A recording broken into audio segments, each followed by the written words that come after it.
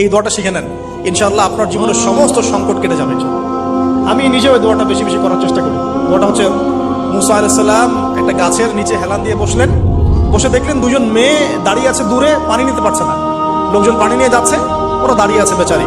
মুসা আলাইহিস সালাম গিয়ে বললেন, কি সমস্যা আপনাদের? তারা বললেন যে আমাদের বাবা অনেক বৃদ্ধ মানুষ, আমরা পানি নিতে পারি না যতক্ষণ না আমাদের কম পানি নিয়ে চলে যায়। মুসা আলাইহিস সালাম, তবে বললাম না ফিজিক্যালি খুব স্ট্রং ছিলেন, থাকে না বডি বিল্ডার, সামনে গিয়ে কথা বলে সরো পানি নিতে দাও, তখন মানুষ একটু মূল্যায়ন করে না। তো মুসা আলাইহিস সালাম এভাবে পানি নিয়ে দিলেন এবং বাছুরদেরকে পানি পান করালেন, করিয়ে গাছের নিচে এসে বসে আছেন। বসে বসে তিনি দোয়া করছেন, এই যে দোয়াটা তিনি দোয়া করছেন, রব্বি, একটা নেক কাজ করলেন, নেক কাজ করলেন না, মানুষের উপকার করলেন, নেক কাজ করে এসে গাছের নিচে বসে দোয়া করছেন, আল্লাহ এখানে তো আমার খাবার পানি বাসস্থান কিছুই নাই, আমি কি করব?